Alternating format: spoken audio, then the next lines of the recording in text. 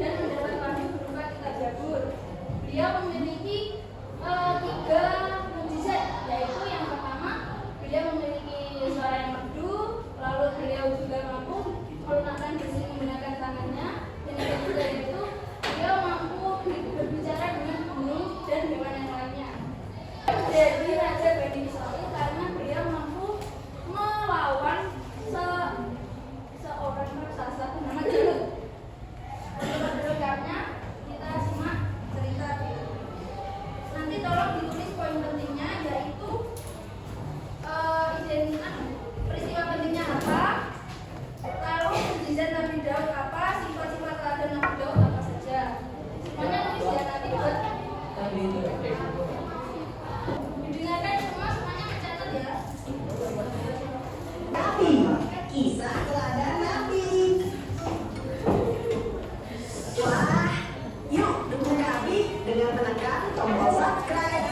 Jangan lupa bunyikan tanda lonceng untuk notifikasi. Selamat menonton. Kisah Nabi Daud alaihissalam, raja yang pemberani. Di bawah bimbingan Nabi Musa dan Nabi Harun, kaum Bani Israel terus bertambah dan berkembang menjadi bangsa yang kuat. Namun sayangnya, setelah kedua nabi ini wafat, mereka kembali terpuruk. Tidak ada lagi sosok kuat yang bisa memimpin dan membimbing mereka. Satu persatu, ajaran Nabi Musa pun mulai ditinggalkan. Pada waktu itu, ada satu negara yang dipimpin oleh raja yang sangat kejam. Dia adalah Raja Jalut. Dia dan pasukannya suka sekali menyiksa kaum Bani Israel. Kita harus memiliki raja yang kuat jika ingin menang melawan Raja Jalut. Aku setuju. Bagaimana kalau kita minta kepada Nabi Syaitan? Dia adalah utusan Allah. It's time to begin the second lesson. Israel ke tempat Nabi Syaitan. Wahai utusan Allah, apakah engkau bisa menunjuk salah satu di antara kami yang pantas menjadi raja? Sesungguhnya Allah telah mengangkat Talut menjadi rajamu. Sesuai dengan nasihat Nabi Syaitan, Talut pun diangkat menjadi raja Bani Israel. Setelah dinobatkan menjadi raja, Talut melakukan pembenahan terhadap tentara Bani Israel. Dia mengumpulkan para pemuda untuk dijadikan tentara dan memberikan pelatihan dengan sangat keras sampai mereka dinyatakan siap untuk bertempur. Kalian sudah bertambah kuat, bertempuran dengan gagah berani. Pertempuran demi pertempuran terus berlangsung. Namun, pasukan Raja Jalut tidak mudah untuk dikalahkan. Kaum Bani Israel pun terus-menerus merekrut prajurit baru. Pada suatu kesempatan, Nabi Daud meminta izin kepada ayahnya untuk diperbolehkan ikut berperang. Tidak, engkau masih kecil. Tunggulah sampai engkau dewasa. Suatu hari, Nabi Syaitan melihat Nabi Daud kecil yang sedang menggembala domba. Dia pun bergegas menemui Raja Talut dan berkata, Wahai Daud, sesungguhnya aku melihat pada diri Daud kemampuan untuk mengalahkan Jalut. Karena itu, ajaklah dia untuk berperang. Raja Talut pun langsung meminta Nabi Daud ikut bergabung ke dalam pasukan Bani Israel. Kehadiran Nabi Daud kecil di tengah-tengah pasukan membuat para prajurit heran. Apa yang bisa dilakukan oleh anak muda bertubuh kecil sepertinya? Kamu lihat senjata yang dibawanya? Dia hanya membawa katapel saja.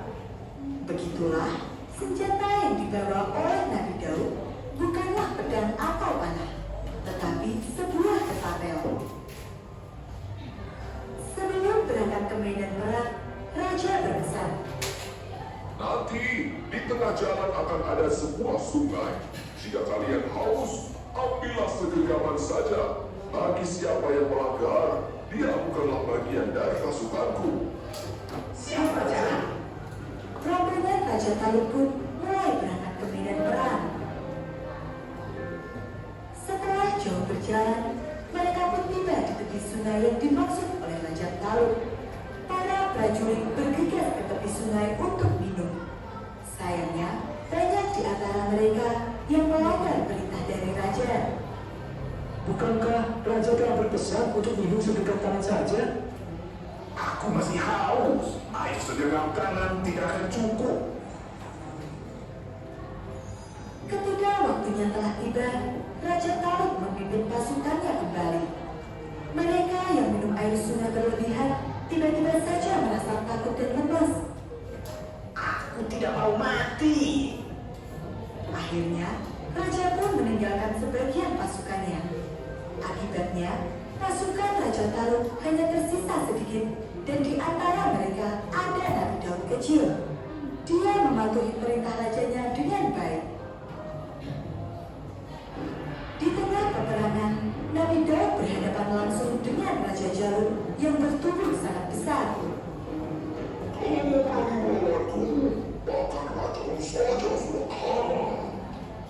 Nabi Daud tidak kenal. Dia mengambil satu batu kecil, memasangnya ke tentakel, dan mulai membidik ke arah Raja Jalut. Atas izin Allah, batu kecil itu tepat mengenai kening Raja Jalut dan membuatnya roboh. Raja Jalut telah kalah. Dia sudah tewas. Kita menang. Mereka semua bersorak dan bersyukur atas kemenangan itu. Mereka pun memuji keberanian Nabi Daud. Siapa yang menyangka jika anak bertubuh kecil itu berhasil mengalahkan seorang raja yang dikenal sangat kejam. Atas jasanya ini, Nabi Daud pun diangkat menjadi panglima perang. Nabi Daud terus berkembang menjadi prajurit yang luar biasa. Dia selalu amanah dalam menjalankan tugasnya sebagai panglima dan berhasil meraih banyak kemenangan dalam pertempuran. Raja Talut sangat senang dengan sifat Nabi Daud. Dia pun menikahkan Nabi Daud dengan putrinya. Semakin lama, kedudukan Nabi Daud pun semakin kokoh. Ketika Raja Talut wafat, kepemimpinan diteruskan oleh putranya. Namun sayang sekali, dia bukan sosok pemimpin yang baik.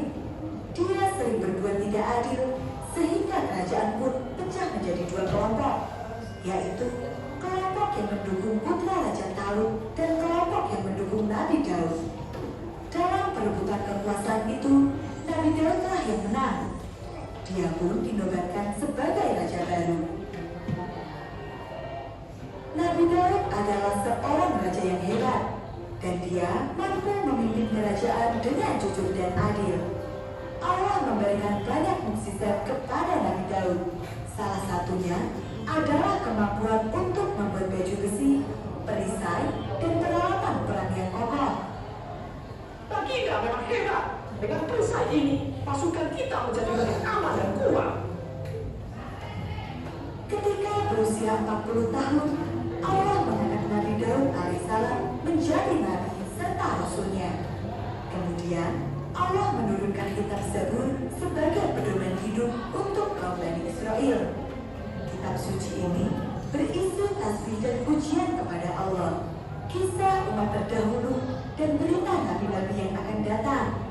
Berita tentang Nabi akhir zaman, yaitu Nabi Muhammad SAW pun ada di dalam kitab Zabur ini. Mukjizat Nabi Daud yang lainnya adalah mampu berbicara dengan hewan dan memiliki suara yang begitu merdu.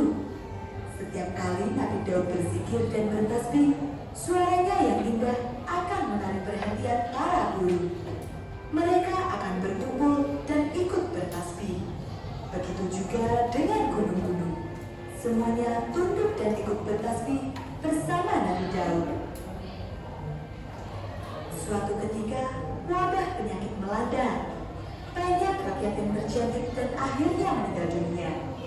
Nabi Daud kemudian berdoa kepada Allah dan wabah itu pun berhenti. Menurut riwayat, semua itu berkat suara Nabi Daud yang penuh dengan mukjizat. Orang sakit akan sembuh, air dan angin orang-orang yang ada di sekitarnya pun menjadi tenang dan damai ketika mendengar suara Nabi Daud. Sebagai bentuk rasa syukur kepada Allah Subhanahu wa Ta'ala, Nabi Daud mengajak putranya Sulaiman untuk membangun sebuah masjid yang kemudian diberi nama Baitul Maqdis. Saat ini, Baitul Maqdis kita kenal sebagai Masjidil Aqsa dan letaknya berada di Yerusalem, Palestina. Nabi Daud wafat pada usia 100 tahun lebih 6 bulan dan dimakamkan di kawasan Bukit Zion di Yerusalem, Palestina. Nabi Daud adalah seorang nabi yang amalan sholat dan puasanya sangat disukai Allah. Nabi Muhammad pernah bersabda, Puasa yang lebih disukai oleh Allah ialah puasa Daud, dan sholat yang paling disukai Allah adalah sholat Daud.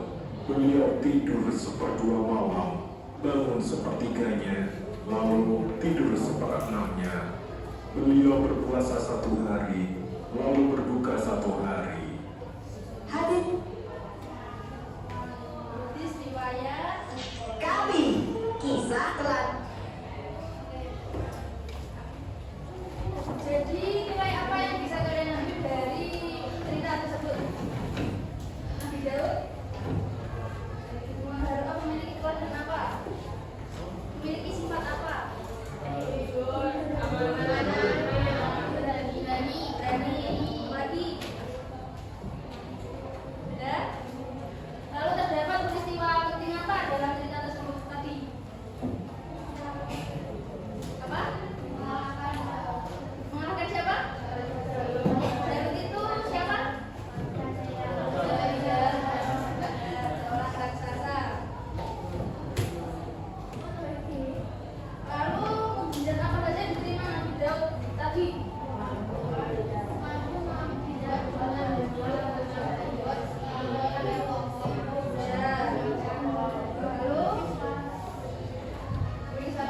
Lalu apa lagi? Kurang 1 ada 3. Ya, betul. Oke.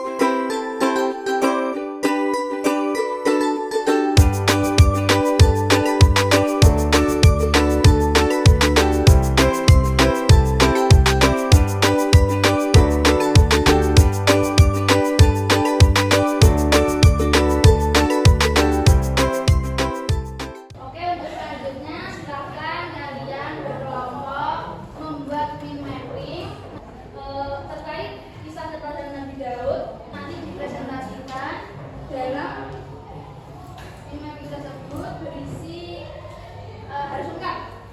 Ada identitasnya Nabi Daud apa, lalu mukjizatnya Nabi Daud apa, peristiwa pentingnya apa, sifat dan teladannya beliau apa saja. Lalu nilai-nilai yang bisa ditiru dari sifat Nabi Daud tersebut. Silakan dikerjakan. Saya beri waktu sampai pukul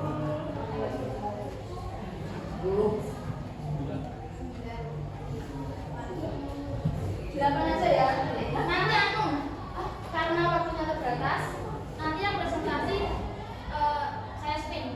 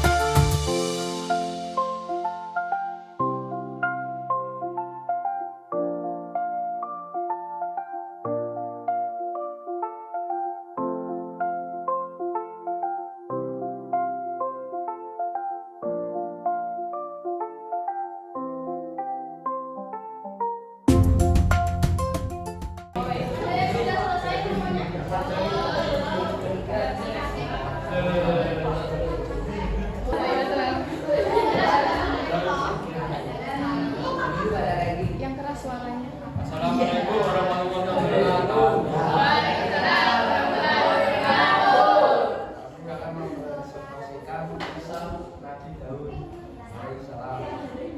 Identitas Nabi Daud adalah kisah dari Yesai atau Yesai, seorang keturunan dari satu Yahudi silangnya terhubung hingga Nabi Ibrahim alaihissalam melalui putrinya Nabi Isa alaihissalam. Nabi Daud memiliki banyak istri dan anak, dan anaknya bernama Nabi Sulaiman. Nabi Daud alaihissalam memiliki suara yang sangat merdu dan beliau mampu menggunakan musik dengan sendiri, mampu memahami bahasa burung dan hewan lainnya. Peristiwa penting, salah satu peristiwa yang paling terkenal tentang Nabi Daud adalah ketika beliau mengalahkan Raja Daud, seorang raksasa yang sangat kuat. Assalamualaikum warahmatullahi wabarakatuh. Waalaikumsalam warahmatullahi wabarakatuh. Saya dari kelompok 5 akan mempresentasikan kisah keteladanan Nabi Daud alaihissalam. Identitas dan mukjizat Nabi Daud alaihissalam adalah keturunan dari Nabi Ibrahim alaihissalam. Mulai keturunannya Nabi Isa alaihissalam, Nabi Daud juga memiliki banyak istri dan anak. Salah satu anaknya yaitu Nabi Sulaiman alaihissalam. Memiliki suara dan juga mampu menggunakan musik dengan anaknya sendiri, juga dapat memahami bahasa burung dan hewan lain.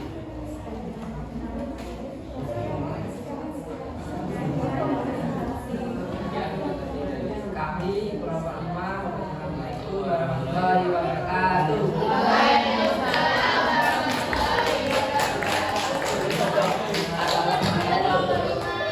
Oke, presentasi dari kalian cukup bagus dan menarik semuanya. Saya kasih nilai A untuk kalian semuanya. Dan mungkin ada yang masih kesulitan terkait bab keteladanan Nabi Daud ini, yang masih dibingungkan. Mari kita semuanya bersama-sama untuk membuat kesimpulan terhadap materi kita hari ini. Kesimpulannya bagaimana? Yang pertama, ayo siapa?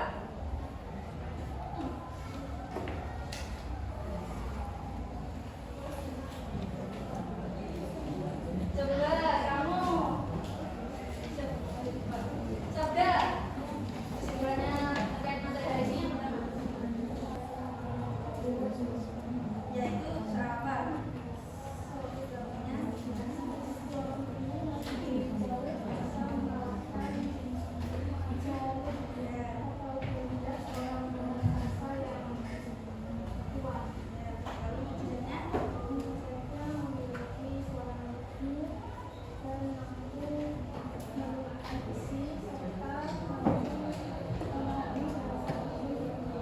Ya, tepuk tangan untuk Sabda. Penutup.